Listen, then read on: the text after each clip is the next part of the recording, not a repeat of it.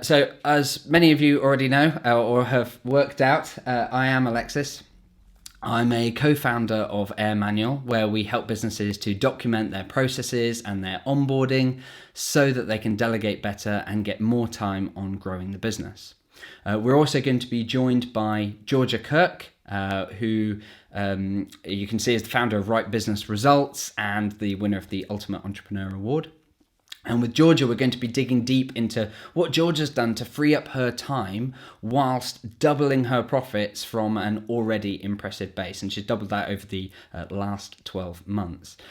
And ultimately, between us and through this session, we want to help you get more time on your business rather than in it.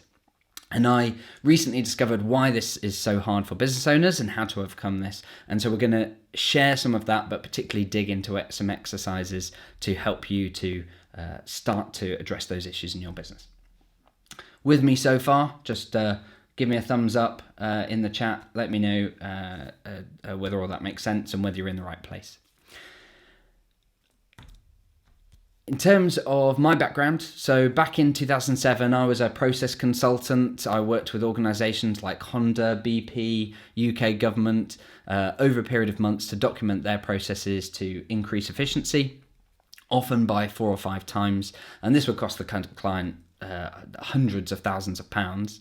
In 2010, I started my own consultancy, working with companies like Sony, AstraZeneca, IMI PLC, helping them improve their ways of working across teams, including through their processes, often through a series of workshops, typically charging the client tens of thousands of pounds.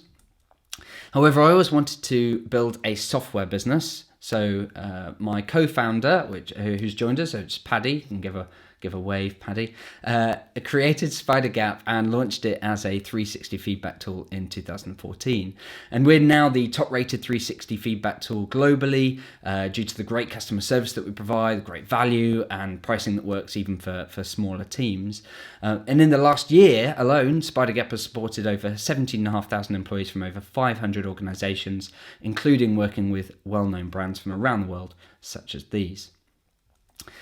We've grown significantly, and I always love updating this slide. We've now grown to a team of 16 people profitably with no external investment, and my co-founder and I are not required day to day in the business. The key to this, aside from having an amazing team of wonderful people, has been documenting processes, training, and onboarding, allowing us to grow the team, but also to go on holiday for weeks without being disturbed and get more time on the business. An example of being able to work on the business is that at the start of this year, we started AirManual, last year in 2021, we started AirManual, a new software tool designed to help businesses to document their processes. First, we created a tool that you can document processes as step-by-step checklists. Then we made it easy for others to interact with them and keep track of what they've done so far. Then we made it so that you could run multiple checklists at the same time and see progress and any data that's been captured. And we made it great for training and onboarding too, so that you can bring in a new joiner into your organization and have them self-drive their onboarding with support rather than being spoon-fed. And we spoke to a load of business leaders and showed them the tool, and they absolutely loved it, which was great news. They wanted accounts, we set them up, and then most of them did nothing. There was no way that business was going to succeed if it couldn't deliver value. And that's when we discovered the secret, which I'll share with you today, of how to do this really well in your business, how to get over the initial hurdles and start getting the benefit. And as a result of doing this, AirManual's now got over 100 users from over 25 companies, and we're saving them hundreds of hours per month so that they can work on their businesses. And that's what I want for you too. That's what we're going to share today. I'm going to help you to document and delegate better, and as a result, help you get more time on your business rather than in it. In terms of what you can expect from this session, I'm going to be aiming to keep the energy and the pace up. I will be focusing us on the objective and getting the end result, and I'll be looking to finish on time. What I expect from you is 100% focus. Our time is valuable, both mine and yours, and you won't get the maximum out of this session if you're also checking emails and so on. So please do give it your all. I'm also going to be looking for participation. You'll get out what you put in. So get a piece of paper and a pen. If you haven't already, you will need it. I'd also ask that you do consider working with us. There is no pressure. I'm not going to be pitching all the way through this. This is not a pitch fest, and I am focused on value. But at the same time, we have helped lots of businesses and leaders in similar situations to yours. And so I hope that you'll at least just consider whether we might be a good fit to work with you. And I'll share a bit more information about how that would be possible at the end of this session. So let's get into it. Why do you want more time? I want answers in the chat. What do you actually want to do with the time? You're here on a session to learn about how to reduce the amount of time you spend in the business, working in the business on the day-to-day. What is it that you're going to do with it when we've freed it up? I want to make sure that we're actually going to do this for good reasons, that you're not going to go out there for evil purposes. So what have we got? We've got Janie that says, to grow my business. Fantastic. I'd love to know whether you have specific ideas of what you would do that you have in mind and what you would do to that. And Georgia will be great later in giving us some ideas on that. Harley, gaining better focus and using it. Simon, to go on more holidays. Fantastic. I think that's a good thing to aim for. And certainly something that Paddy and I have found is you can get to a point where you can take 3-4 weeks off and the business runs without you, and it's fantastic. Emmanuel says, thinking of business opportunities rather than being caught up in the admin. So true that we can end up months down the line from grandiose plans and realise that we've just been stuck in the day-to-day. Tracy says, so I can retire and leave processes to others. Fantastic. Yeah, you don't want to be constantly having to return back into the office when you're meant to have retired and be getting onto other things. So fantastic reasons of what you want to do with your time. So that's what we're aiming for. Now, most of you, with the exception of Simon and to some extent Tracy, didn't say holidays. And I'm a big believer that actually beaches are boring eventually. Most of us don't want to just sit on a beach and watch the money roll in. Okay, initially we would. Okay, it's fair that initially that would be great. We'd all like to do that. But we would get bored after a few months. Most of us started our businesses because we thought it'd be fun, or that it's enjoyable and that we don't want to work for other people, and it's about learning and growing and doing amazing things. And so whilst obviously you might want more better work-life balance, a lot of you are looking for more time on the business to grow it and help it reach its potential, to do more things for great people. And even those of you that are looking to go on holidays or retiring or whatever, I suspect that even if you could just extract the money, disappearing off and the business no longer serving people and doing the great things that you're doing for them would feel a bit rubbish, ultimately, avoiding an expletive there. You don't want to just let the business die. You want to continue to do amazing things for people. And that's what we're going to help you free up the time to do. So what's stopping you? Why are you not able to get more time in the business? Well, Gino Wickman says, who's the author of Traction, and a highly recommended book if you haven't already. In fact, post in the chat, let me know, have you read Traction already, or started reading it, or got it? Highly recommend that book. But Gino Wickman says, when the amount of work requires more than 100%, something has to give. You need to delegate and elevate. There's only so much automation and elimination you can do. Ultimately, you're going to need to pass work to other people, and your people are going to need to pass their work to other people over time as well, so you can elevate the impact. So where is your time being spent? I'd like you to grab a piece of paper and use these 3 categories to identify what are the activities that you're doing. And you feel free to have a look at your calendar for the last week, work out where are you spending your time currently. This is a really useful exercise to do on a regular basis. It's something that I do at least quarterly. In fact, I used to do it quarterly. More recently, I've been doing it fortnightly. with support of essentially a PA, to identify what are the activities that you're doing, and try and group them into which are the ones that are having the biggest impact on the long-term strategy of your business, the highest growth, highest value activities, which are the lowest value activities, the things that arguably are the admin-y things, getting really stuck into it, and then which are the ones in between, in the medium. And note that this will change over time. What a low value activity is for you a year ago, it has probably been, you may have got rid of it by now. Equally, something you identify as being a high or medium activity for you now, in a year from now, might be a low activity or one that you delegate. For example, for me, there was a time when having sales calls with customers was the highest value activity I could do in the business. Over time, it became a medium value activity, and I then would delegate it to a team and onboard and train a team to be able to do those calls instead, so that I could focus on high value activity, focusing around strategy and things like that. But it all depends about where you're at, and it will change over time. So get your piece of paper, write down in those categories, where are you currently spending your time? What are the activities? So do that now.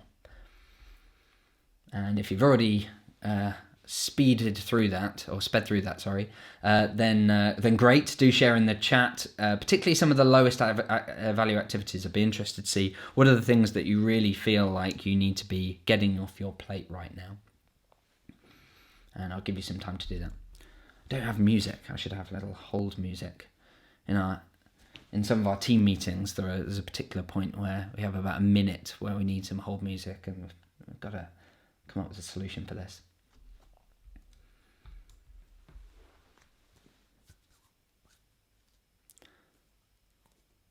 So we've got a few examples coming through now.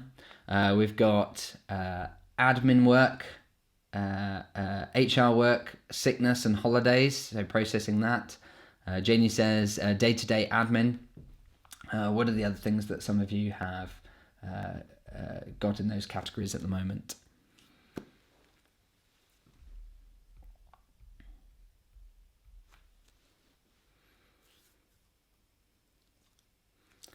If you've already come up with those categories, do have a look. How long are you spending on those low value activities? Put some numbers by it, perhaps on a weekly basis.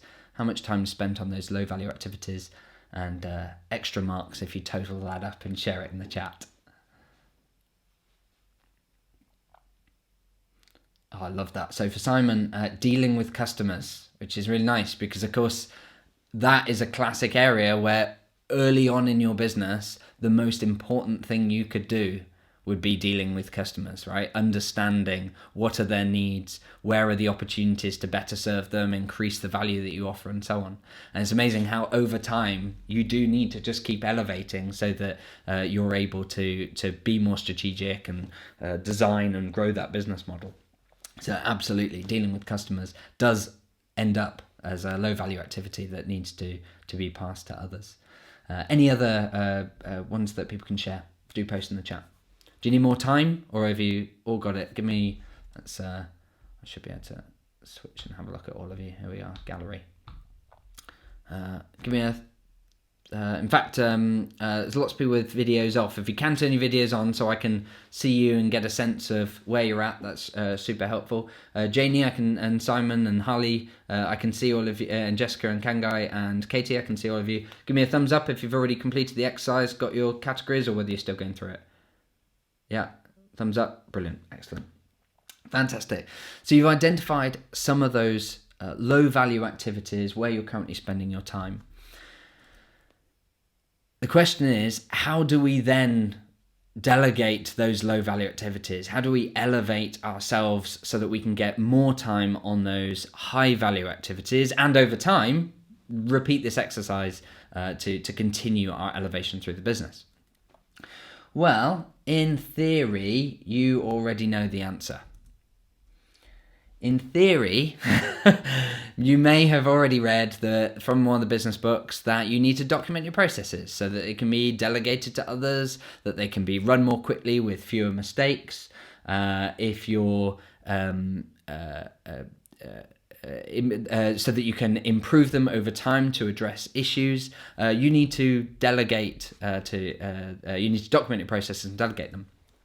However, I suspect that given that we're on this session and given that we've worked with many businesses that have found that this is easier said than done, the question is, how do we do it? Well, you first need effective role clarity. You need to make sure that everyone knows who is responsible for what. You need to have documentation so that the team can easily access onboarding checklists and so on. And you need effective management so that team members are supported along the way, addressing gaps where needed.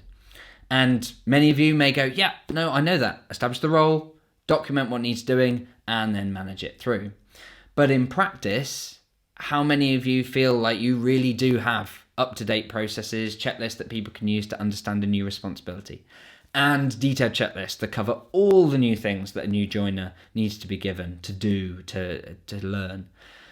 How many of you feel that perhaps some of you have got that, but your teams aren't creating and editing their own processes too?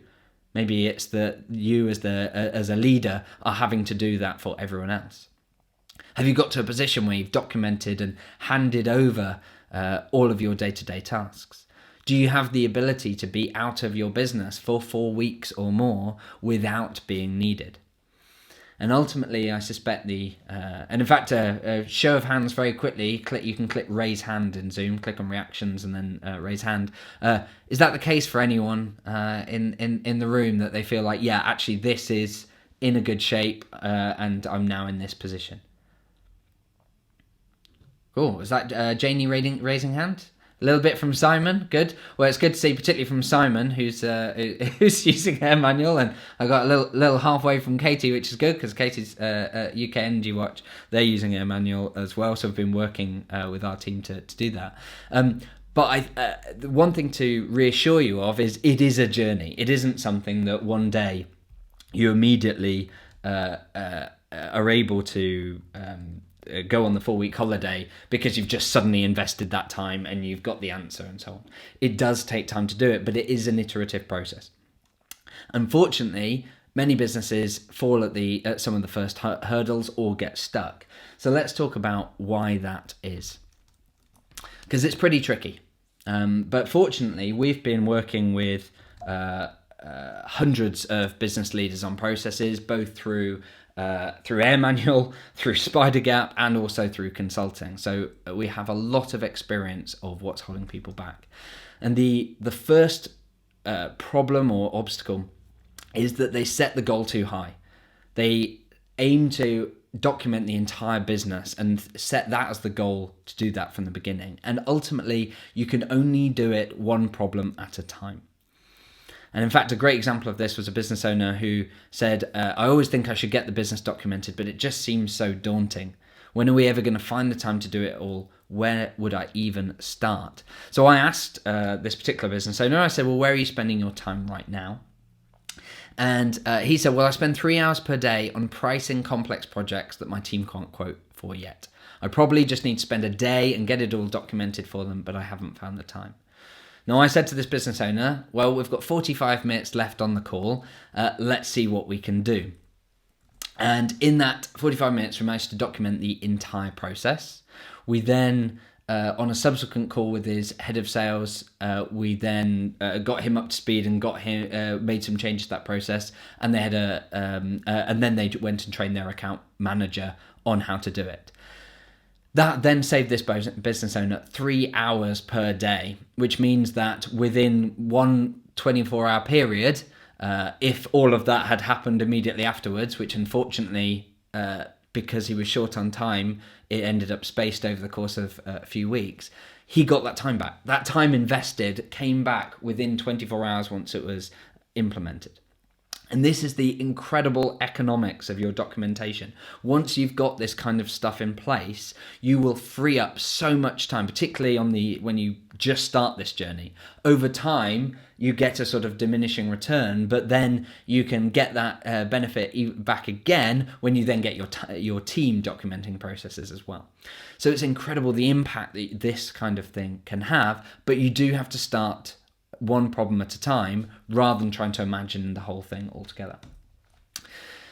Secondly, we saw that a lot of the time people assume that their teams can just go out and document their own processes. And the reality is that they should be encouraged to amend and create their own processes, but they do need to see how it's done well first. It's not an automatic thing. The classic quote from Confucius, tell me and I forget, show me and I remember, involve me and I will understand. They do need to be part of that journey. And that's something that back when I was a process consultant, we were really good at, because we were often in the office with them, we'd take them through the process and make sure that everyone was really on board with what was being done. When that's not done by a business owner or a leader, when they just expect that their team can do this automatically, they then disappointed with the results. And the great thing is that when you've got these things in place, not only do you get the time back by them running processes and delegating things to them, but when done right, you can even create checklists such as this, where a new joiner or even an existing member of staff that's taking on a new role can follow a checklist that's self-serve, that they can complete and follow themselves to learn a new role. For example, last year I hired 2 consultants into the AirManual team. Over a period of, I think it was about 7 or 8 working days, they learnt about AirManual and then the role and how to perform, and were able to then start delivering calls with customers and doing a fantastic job, got amazing feedback on it. Over that period of time, how much time do you think I spent training them? So over a period of 7 to 8 working days for them, there's 2 of them joining at the same time. How much time do you think I needed to spend with each of them training them? Think about in your own teams, how long would you or your leaders need to spend training a new member of staff in their first week? Sharing the chat, perhaps in the number of hours, days. What would actually be required? If you think about their first week of joining a company, how much time would you or their manager have to spend directly with them? So Emmanuel's saying 1 week. Usually, Janie says usually 2 weeks onboarding. Simon says 2 days. Good. Moving the needle in the right direction. Good. 2 weeks for Tracy. I had to spend 1 hour for each person. And the reason for that is because they were able to follow a checklist and learn the things that they needed to learn for their role. And therefore, the time that I provided, and actually I had scheduled more than that with them to check in on a regular basis, but often on the calls they'd say, actually I'm good, I've got to this point, I don't have any questions, or the question was really quick, and so we say no problem, in which case we can catch up tomorrow. So total time in their first working week was about an hour for each of them. And what's fantastic is actually what's even better than that is when they did ask questions where I go, it's a good point, I haven't clarified that in the onboarding checklist, or there isn't an answer for that. I was able to give the answer and then say, okay, now please update the onboarding. And they would then update the process. They would update the checklist so that when, as I say, 2 joined at the same time, if one was slightly ahead, it was updated so the other one knew. And of course, when I had the 3rd and 4th and 5th and 10th and 20th, all of that knowledge is retained rather than only in their heads at that point. And so I don't have to repeat myself. And what's amazing is that what we found with some businesses is once the team has seen what good looks like, they're able to then go and see, they're able to then go and create their own. So this particular organization, we created some initial processes. We then began to share with the team. I remember on a conversation with Bryony, I said, I've seen these additional processes that we didn't help you create. They look amazing. Did you train Aaron on how to do this? And she said, no, he just used what we had already created as an example and then created his own for his own processes. And so suddenly it just grew exponentially. Everyone in the team was able to then start documenting their own parts of their role so that it could be done by other people. So it's really powerful when that happens. Thirdly, people do need support to get those first quality processes documented. That can be you once you've worked, once you've been able to successfully create those, but they do need something. And ultimately, a good example of this is that in the UK, 28% of adults are obese, a further 36% are overweight. How do adults lose weight? You all know the answer. It's diet and exercise. Clearly, knowledge is not the problem. It's not enough just to know how to that you need to document and delegate, and for your both for yourself but also for your teams. And if we continue that analogy of losing weight, we know that a personal trainer will get you fitter faster. They will, because when you've got that accountability, when you've got that support, you will take the action that you're meant to. And what we've found is that actually documenting processes, onboarding, will get you time, and having support doing that is really powerful.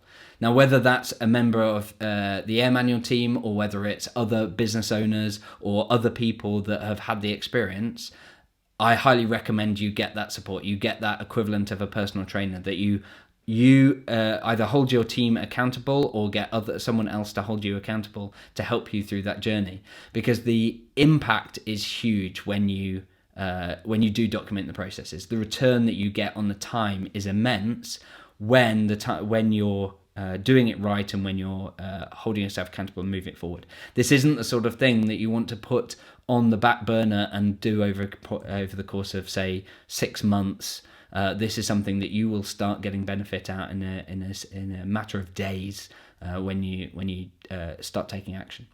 We've had loads of examples of this where people are saving 2.5 hours a day, 3 hours per day. It's incredible.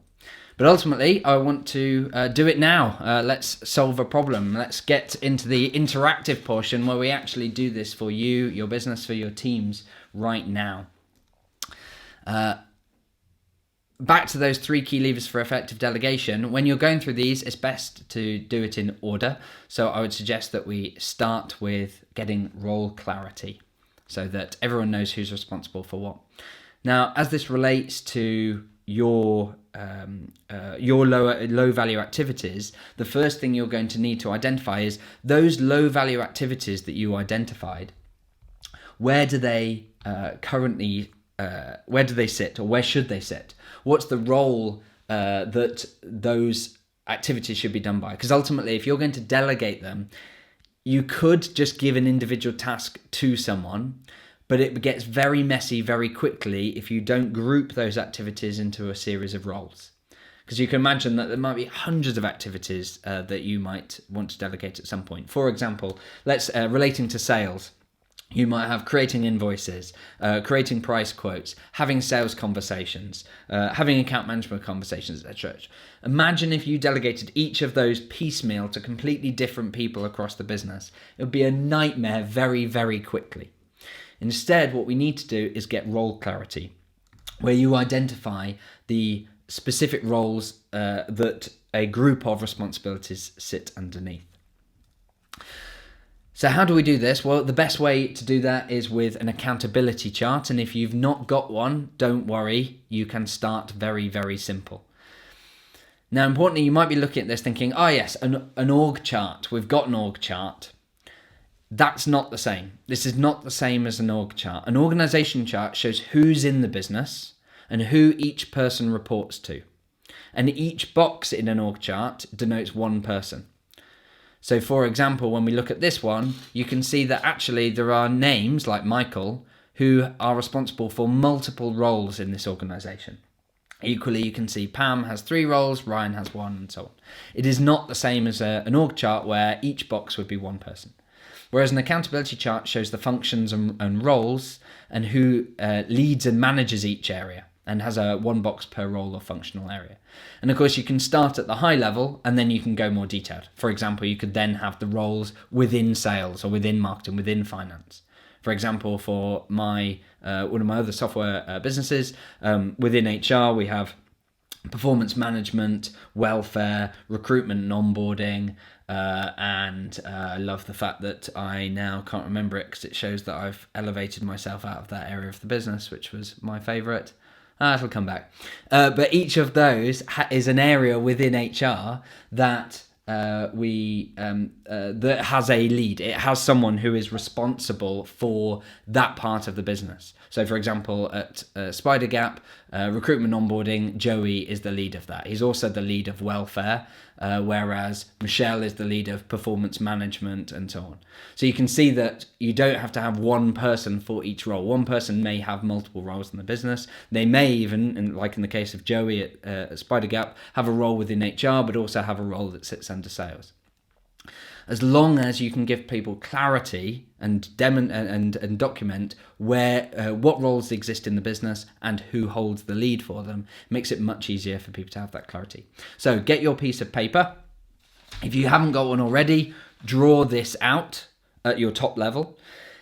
If you've already got this at a top level, look back at your low value activities. Where do those responsibilities lie, or where do perhaps a group of them, or some of the ones that are causing you most pain, where in your accountability chart should they be sitting? For example, if one of your issues is quoting for projects, as I used an example earlier, you might look at this and say, okay, well, this needs to sit within sales. That's where price quotes should be done. So identify within sales which role. Is it your head of sales? Is it your sales manager? Where in the business should those activities be done? So get a piece of paper, draw out your accountability chart. I start at the high level if you don't have one already. If you do, go to another layer of detail, but particularly focus your effort on where are the low value activities that you'd like to delegate and elevate your sales from. Where do they sit, and what's the natural department or role that they sit underneath?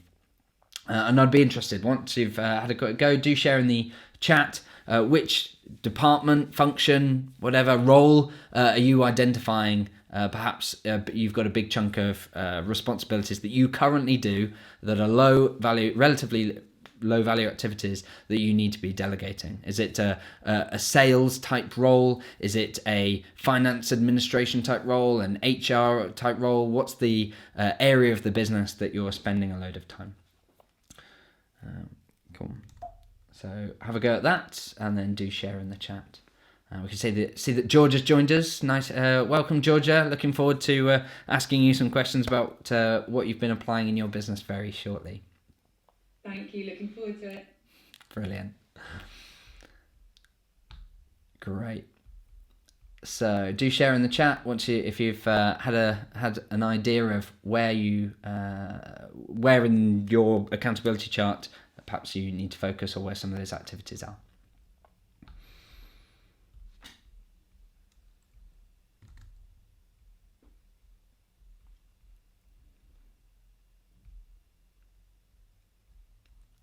Okay.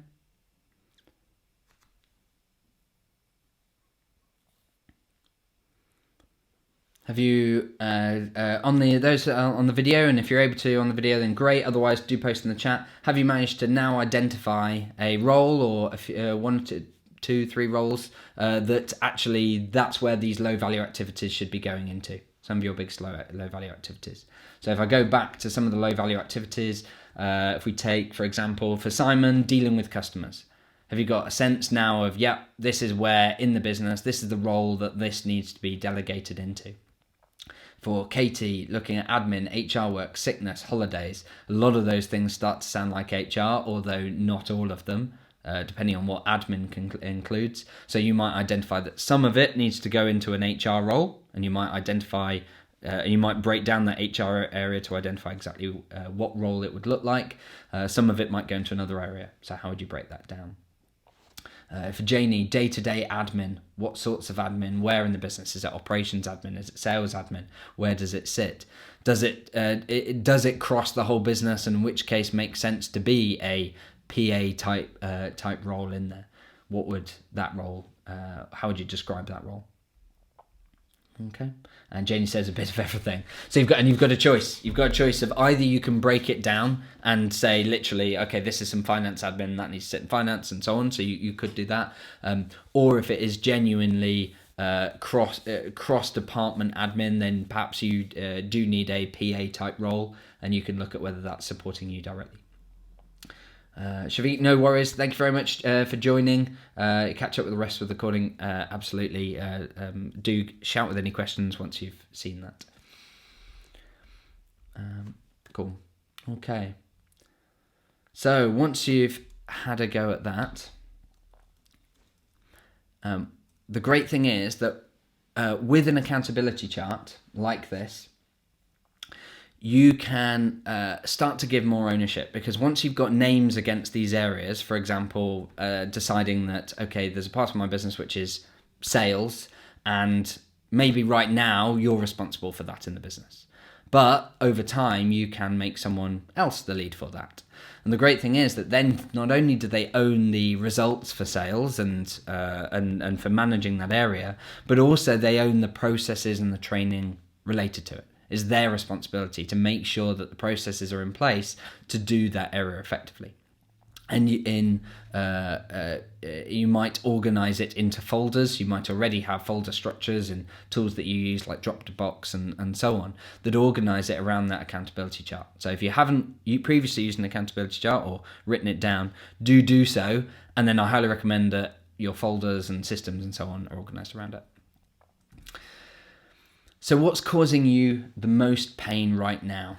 What's that process? Where have you got a role or set of activities which are causing the most pain? I want you to select one area, one group of it, because as mentioned before, don't try and solve too much all at the same time.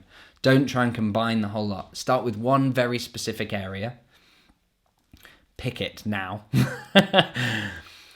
Because ultimately, you may need just to document one and delegate like one checklist, one process, and hand it over. And that may solve the problem, like the example of providing the quotes to customers I mentioned with the business owner before. In some cases, you need a bit more than that. It might be that you need to define a whole role, and that you need to then create onboarding and maybe even recruit into that role, for example, to take on sales, if that's something that you're doing. When you need to do that, you will need to define that role, and doing so shouldn't be taken lightly. Sometimes when people say, right, I need to hire someone into the business, and they say, I probably need like an operations manager or something like that. Sometimes when we then dig deeper, we realize that actually they're kind of giving a title to just this collection of stuff that they want to get rid of. And what's a much better approach is actually to identify the group of activities that particular accountability involves. And that will often lead to you working out that you actually need to split a role. So you might say, we need an operations manager, but then realize that actually the stuff that we're stuffing into that role includes a whole load of HR stuff. So actually it's an HR lead and maybe an operations manager.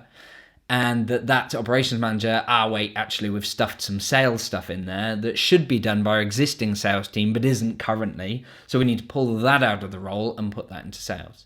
So this is a really useful exercise in helping you to get really specific on exactly what that role would look like. And note that this doesn't mean that you then necessarily hire an HR lead, an operations manager, and another salesperson.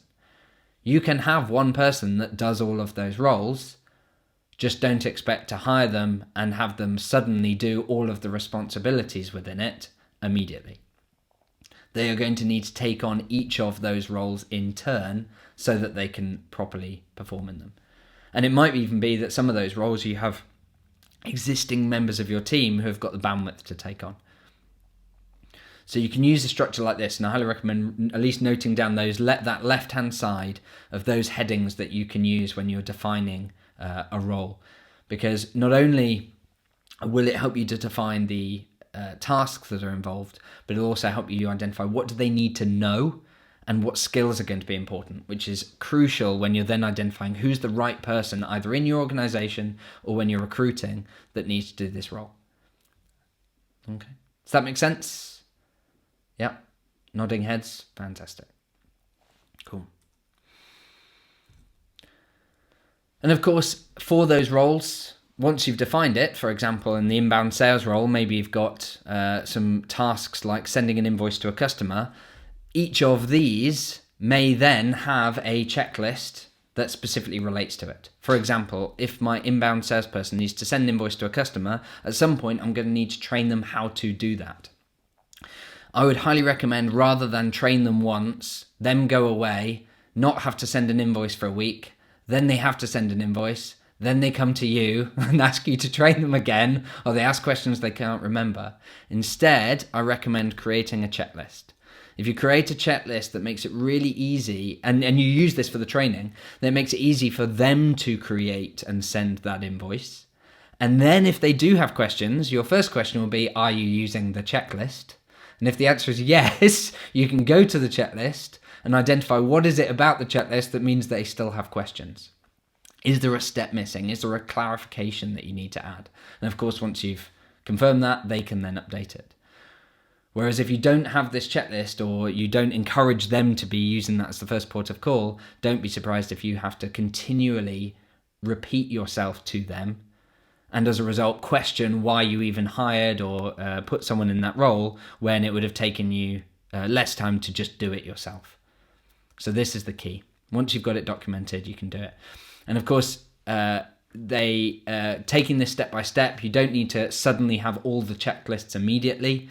You can hand over each of those low value activities one by one, and each one that you do will free up some more time, which allows you to do more of this until eventually you've got rid of all of those low value activities. So commit now. Think about what are the activities that you will hand over, and be really clear about what's the benefit. Why are you going to do that? Put a star by it, circle that thing, commit to yourself right now. What's the action you're going to take to be able to hand that over? Because you will not be able to elevate yourself in the business if you continually hold on to those low value activities. Okay. Cool. Any questions? Please do either unmute, raise your hand, or post in the chat if you've got any questions so far. No? Cool. Is this making sense? This helpful? Yeah, nodding. Excellent. Fantastic. Okay, so those are the 3 key lessons that I've learned working with, as I say, lots of business owners and business leaders on doing this.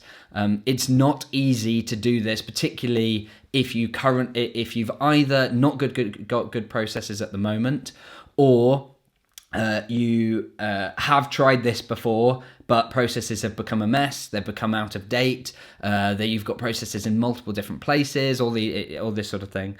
And so I would absolutely love to help you with this. I've got loads of ways in which I can do that. One way is, of course, that I will be running more sessions like these sorts of things to try and help.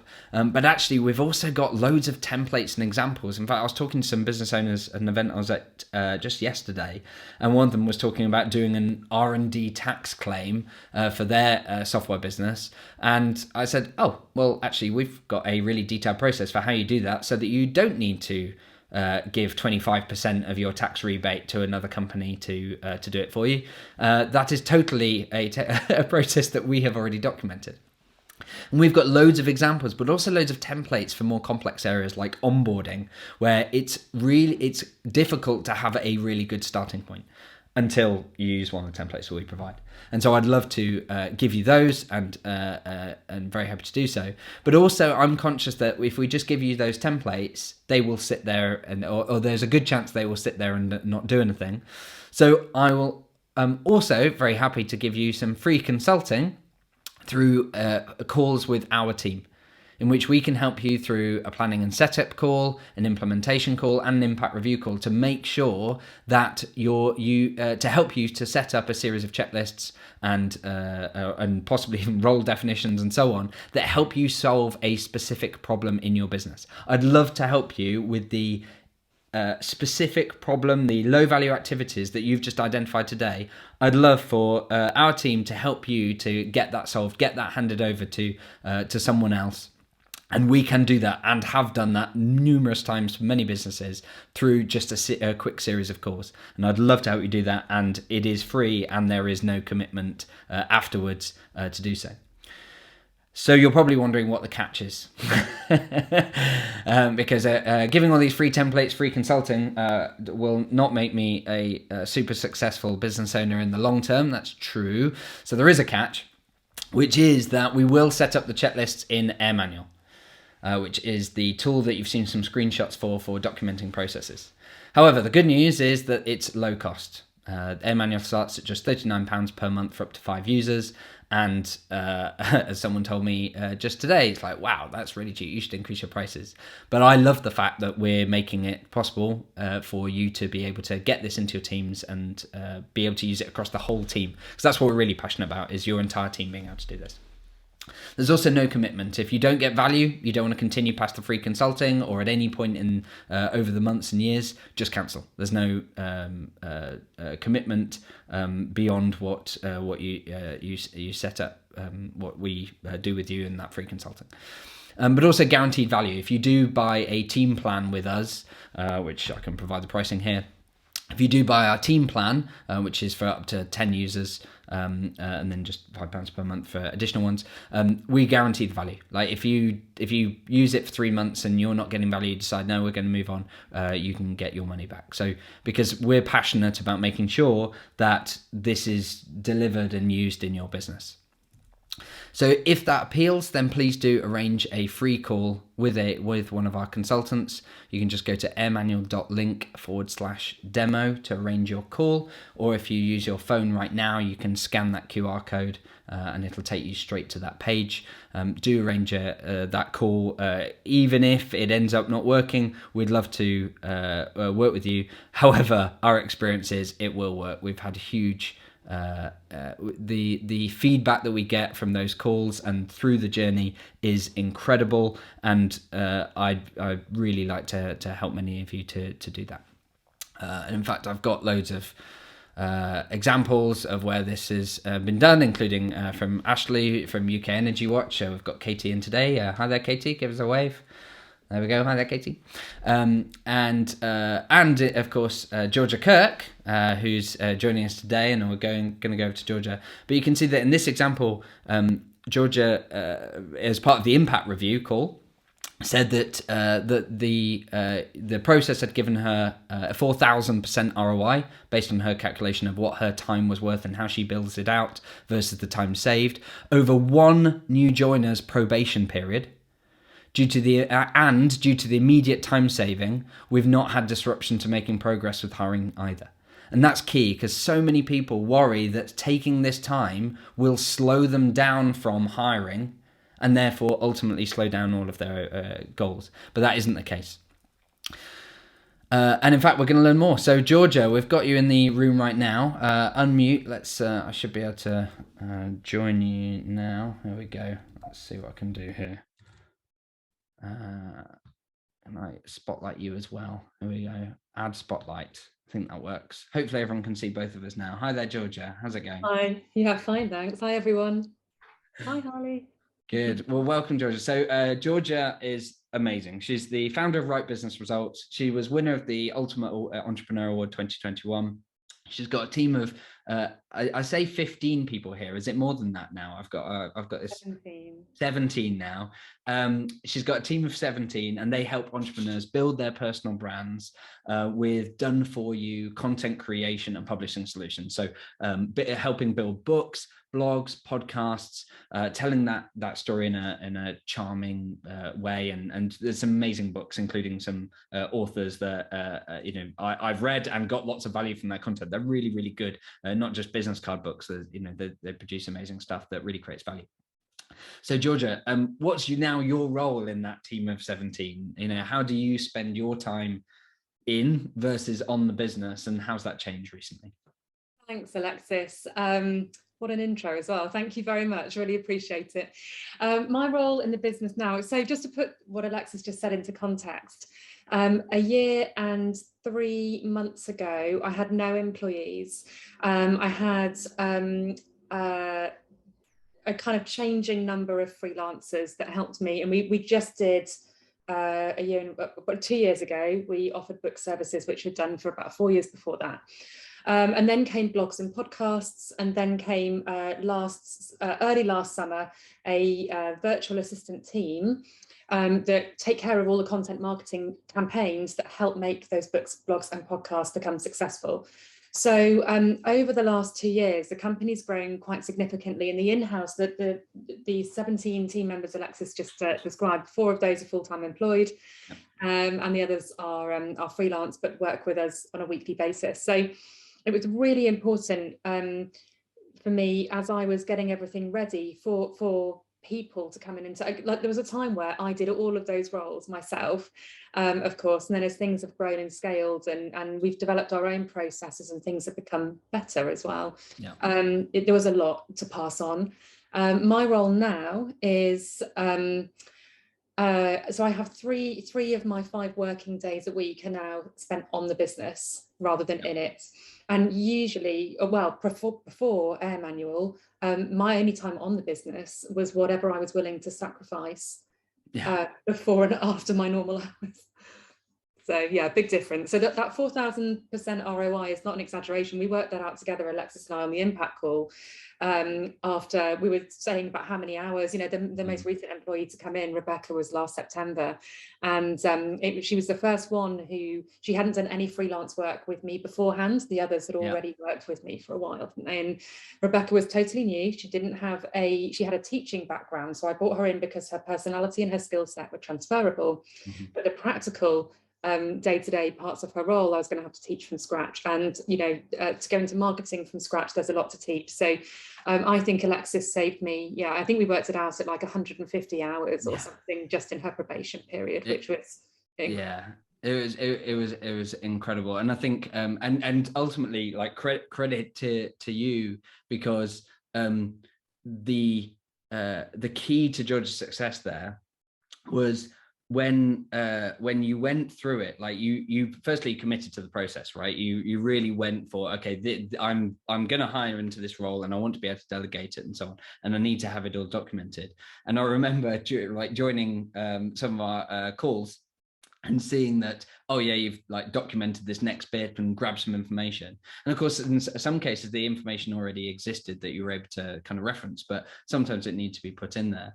And one of the other things that was powerful to see is how when they joined, you iterated on the content and actually iterated on it with them, so that you were continually improving it as well, which I could see was made a difference. So what's been we talked a bit about kind of the impact in terms of the time that you've saved up and so on, but how have you then been using that free time? Does that mean you've now been sitting on the beach? How's that been used?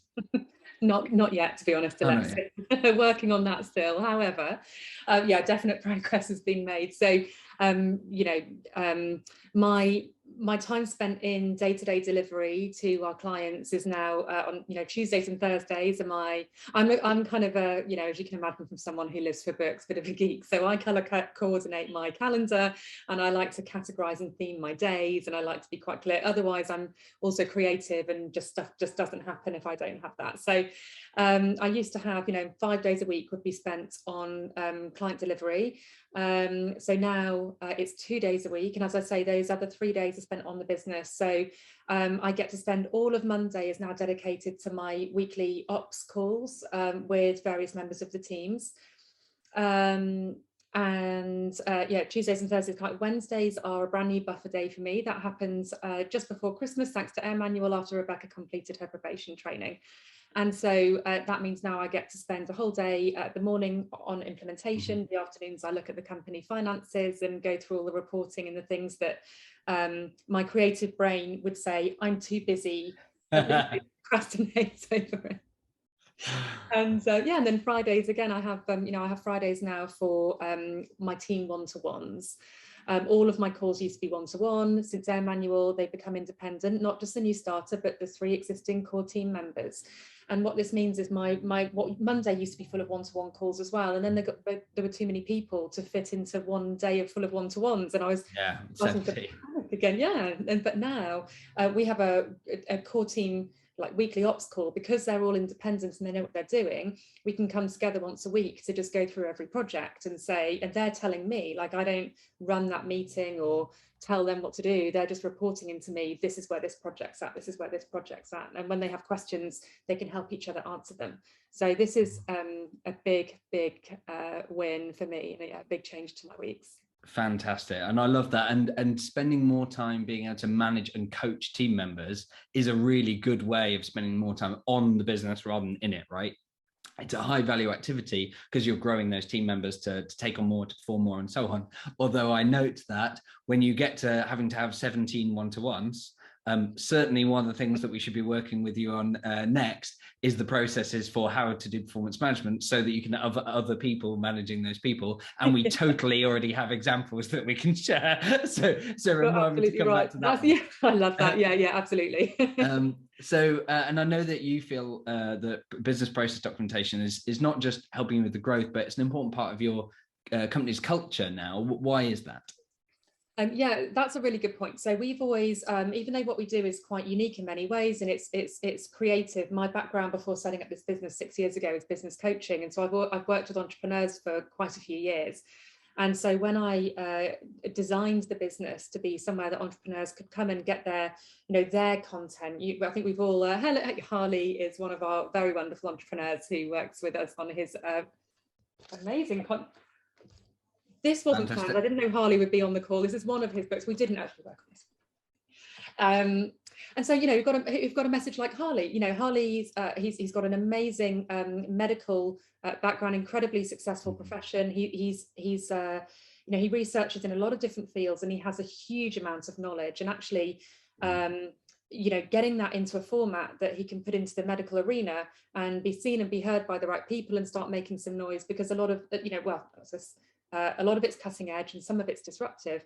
And so this is a perfect kind of example of why I wanted to set up the company. And so for me, having that background, processes are really important, because whilst we can get these ideas together and we can all formulate and communicate what we love and who we are, and that's really, really important, especially now with, an ongoing threat of lockdowns and all of that stuff, we have to communicate our message. At the same time, if there's no process to carry that project, it takes over like 200 steps to put a business book together, potentially up to 7 people on a team. Without processes, that would be a mess. And that's how, maybe if you've ever read a business book where you think actually it's not very good, that's probably why, it's a big project and maybe there hasn't been enough process. So for me to feel confident that the quality of my client's experience and that entrepreneurs like Harley can be well looked after, it's very important that I was able to communicate the standards that until fairly recently were just all in my head. And more recently, Alexis and Jessica have actually spent time with one of my A players, one of my core team, Cats. And actually, Cats now, she's had a promotion into team leader. She's been my senior editor for years. And she's now taking on the kind of the baton of, we've got some core processes set up in AirManual with Alexis' help. The consultations, by the way, are invaluable. And Kat's now taking that forwards, and she's now working with those other, some of the others to get their things into place. Very much looking forward to our what are now calls about performance management.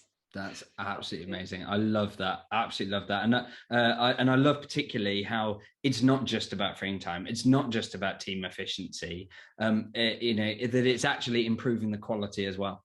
Like and as demonstrated by the excellent quality of the outcomes, the books and the podcasts and the blogs and so on that you and the team produce, which is fantastic. Now I'm conscious of time. So I'm going to quickly say that anyone that now needs to run, thank you so much for joining. I do hope that you'll consider working with AirManual to address your biggest areas, and please do use the link to arrange a call with myself or a member of the team to explore that with you. I'm very happy to stick around for both questions and also frankly just to ask Georgia more questions, because she's so sharp on this and she's made so much progress with this in such a short period of time that I'd love to keep on asking her questions and so on. But I'm conscious that some of you will have to run. But if you can stick around, then please do. Please do share your questions in the chat, or click raise hand if you're comfortable unmuting and talking to us. We'd absolutely love that. But if you can't stick around, then please do use that link and get that call arranged, and then run and go and pick up kids or or get home or whatever it is that you need to do. Okay, so we'll wave to all the people that have to run right now. And then we're back, right? are you all right for a few more minutes, Georgia? Yeah, sure. Cool, Yeah, excellent. Fantastic. Well, thank you, those that are now sticking around. The boat, you've reached the bonus level. What questions have you got for myself or for Georgia? Do either post them in the chat or click raise hand. I'll have a look, make sure I can see on gallery, I can see everyone. It'd be great to see any questions that you've got. Simon, I can see you've raised your hand. You can click, I think you can click unmute and you can talk to us. Or you can try. I think I can click ask to unmute. Let me, oh, there we go. There we go. Fantastic. Hi there, Simon. Hi. Sorry, I'm muting myself, and then muting myself again. Yeah, the question I've got, obviously, is we started using AirManual a few weeks ago, a couple of months ago now, and we've got 30 staff. We've done some training, some brilliant consulting, so thank you for that, Alexis and Jessica. Having done the training with some of the staff, some have bought into it, some have done the training and come away from it going, oh, that's great. And I don't feel some of them are going to follow it through in any way whatsoever. And they're almost sort of thinking, it's another one of Simon's crazy ideas. How can we gain more buy-in from the staff? I know it's about involving them, which we've tried to do, and taking them with us on the journey. But we're always going to have some that don't. Do we need to worry about that? Or do we kind of go, well, okay, we've got enough people that are going to buy into it, particularly with the creation of the different checklists, that we should just focus on the ones that are good at it, that are keen on it, and not worry so much about those that are not as keen to do anything, really, not just this particular thing.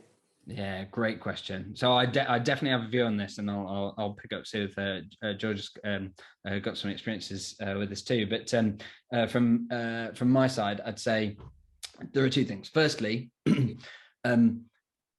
it's entirely possible that there are some people who don't have a natural passion for documenting processes and so on.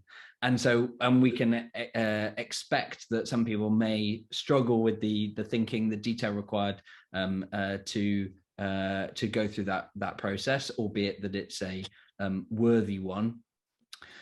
However, if we're talking about following the processes, that's slightly different, because ultimately, as a business leader, as a manager or whatever, you want to achieve a certain level of performance. You know, if it's sales, you want to achieve a certain level of conversions, but it's not just the metrics, it's also how things are done, the quality delivered to the customer, the handover to operations of the sale, the prompt invoicing that is done in a particular way that doesn't create a headache for finance and so on. And that needs doing right.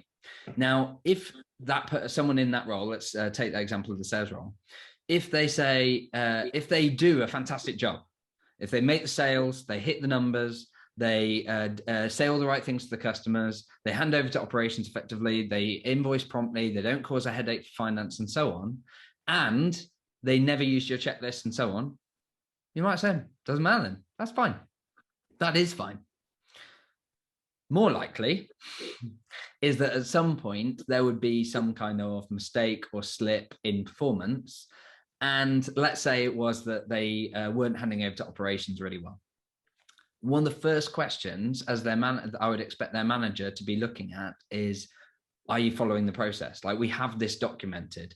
We have documented exactly how to process the end of a sale and hand it over to operations. Did you follow the process?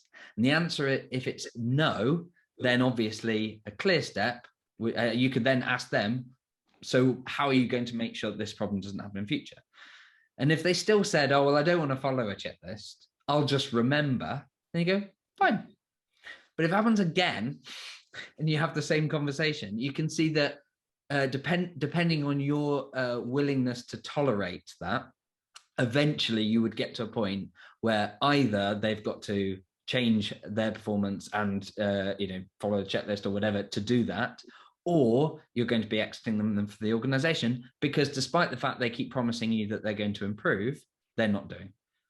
And ultimately, that's the process that I would expect to go through. Now, to be clear, because that mistake makes me sound very hard when I say they're not staying in the organization, I'm yet to have a conversation like that where I repeat, like, let's go back to the process, which bit's missing, and so on. I'm yet to have that conversation more than 2 or 3 times before the problem is fixed. Normally it's a different process or whatever. It's very rare that an employee feels comfortable having to have a one-to-one with me again about the same mistake that they've made, and they're still not following a checklist. Like, it doesn't, you can see, like, that doesn't then happen. And so that's generally how I would recommend managing it, is by output, not by input. So rather than saying everybody must follow this checklist, although you could consider that for key processes where absolute detail is critical, if it felt appropriate for a particular process, you of course could just manage it based on do they deliver the outcome. Does that help? Does that answer your question? Yeah, certainly. I think it's also about trying to get some of the people who are good at doing the job and the roles and doing the processes that they do so well themselves to actually then document those processes. That's probably the bit that I'm thinking, okay, if they don't ever get involved in documenting, to get them to even follow it, to even think about, oh, is there a process for this, is going to be hard. Yeah, and an example I've seen of that in some businesses is where they say that that you might even have team members who are reluctant to document because they almost feel like, oh, if I document this, does this make me expendable? Like, I'd prefer the knowledge to be in my head.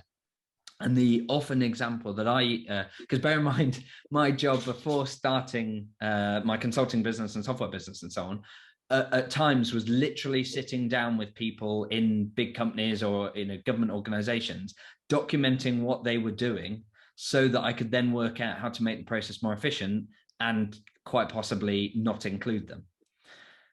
Now, the way that I did that back then was sometimes, not always, but sometimes I was literally being paid to ask them questions while they were doing the job and take copious notes and get, like, okay, so you're raising this purchase order.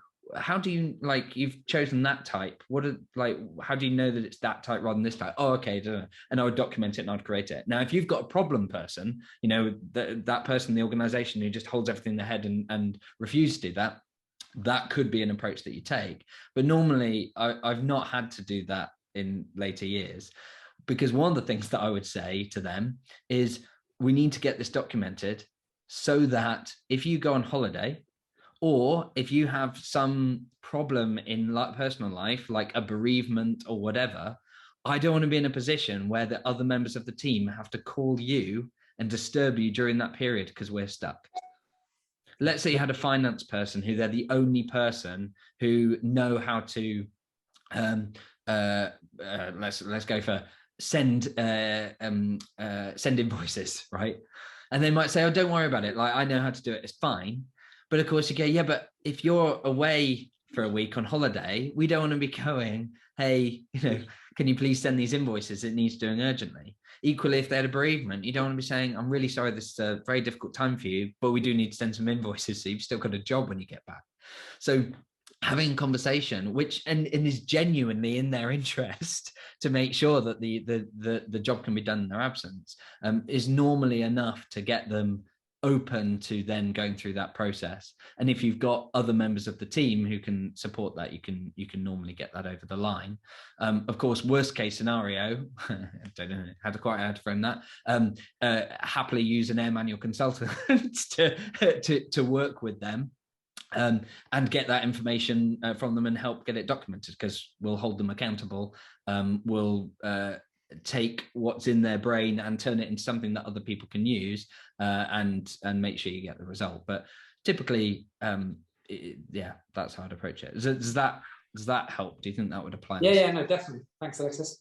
Yeah, no problem. Thank you very much, Simon. Georgia, anything to add on that? I'm conscious that I went very deep into specifically the management of how to do that, but anything else to add? Just a quick one. I know Janie had a question as well. Yeah, I wrote down a couple of notes there. I would say delegate a point person, definitely. So when I said to my core team, okay, can everybody, this is what we've done, this is AirManual, this is why, can you all upload your, put in your processes, there are some examples. Absolutely nothing happened for like a month. And even though they were like, yes, it will, and these were all amazing, really, really like strong performers. When I promoted a member of my team and we agreed together that one of the first steps in her new role was to start formalizing, you know, what we're doing and documenting, then things happen. So she now works with the others. I also wrote down just reminding people of why we're doing it, like whether they're an away or towards person. You know, like my A players do not like the thought that a new person could come in, go, oh, there's no set way of doing this. I'll make my process my way, and then to be the one telling them how it's done. Do you know what I mean? Like they're going to hate it, so, and they know that that's what's going to end up happening if they don't do it, or even, you know, just they can't grow because they can't hand over their role and they're going to get bugged with loads of questions. So I just try reminding them. And then the other thing I've written down is, just for me, it was acknowledging that it was a learning and self-management aid rather than a replacement for all of my input. So I did find that when teaching a new person something quite detailed, like my sales process, the way that I like that done, it's like a 60-minute consultation, lots of steps. Instead, what I did, the new starter looked at that and just her eyes, I just thought the poor girl's going to pass out of shock. Actually, I just distilled it into a quick start version, just a nice 7-question version. So we're now working with simple beginner guides, and then we kind of graduate them into the deeper learning later. So I hope that helps. Love that. Great addition. Cool. Simon, any other further thoughts or questions? Otherwise, we'll go on to another question. No, I'll let you move on to somebody else. Thank you. Fantastic. Thanks very much, Simon. Here we are, remove the spotlight. And is it, for those that have been sharper and looking at that, I can see Janie, you've got a question. Hi there, Janie. Yeah, mine wasn't really a question, but it was quite interesting when you were talking about, say, if somebody was, I don't know, to the business with sickness. One thing that really worries me sometimes is that if I was, you know, ill, not that you've got time to be ill when you're an entrepreneur running your own business, but hey, it could happen. And there's some things that I do that I would like people just to pick up that process and be able to do it. If I was, you know, seriously ill, that is something that, so that's a real good benefit of having all these things documented. And we're only a small little business, but I thought, well, do I really need to have a manual? And it's like, well, now that we're small, and we've already got about 30, 40 processes that I've got basic checklists. And I'm really looking for a system that can grow with us, settle the team so that we can take more business on. So I'm definitely going to sign up, because I think, especially when there's no commitment, you know, you can test it, you can try it.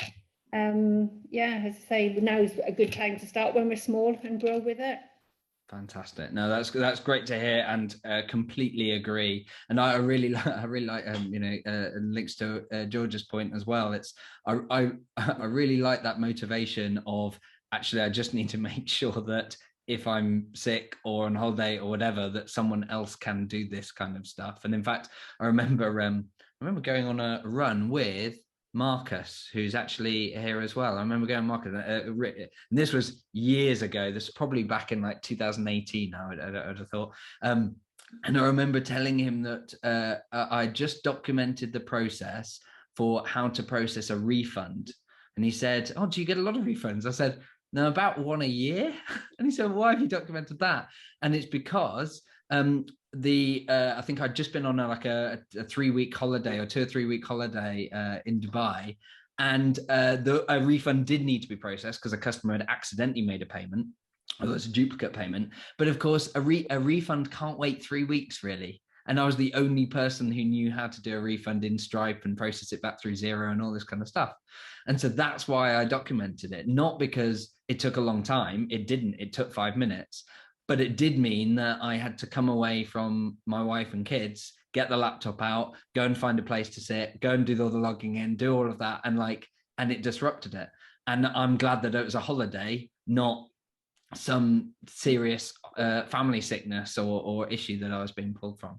So yeah, I completely agree with that, Janie, that yeah, doing that and making sure that your business is more bulletproof to deal with those kinds of issues is a really good thing to do, because you don't know how long you're going to be out of the business for if something like that happens. So yeah, really good. Any other thoughts or questions, Janie? No, I just want to get on with it, actually. Fantastic. Well, hopefully you've already got that link, and you have a look at the calendar and get a call arranged for this, because yeah, we'd love to work with you. That'd be fantastic. Cool. Excellent. And any other questions? Let's go back out to the room. So feel free to either raise your hand or post in the chat if you've got any other questions. I think, unless I've missed any, I think that's all. Any more? No.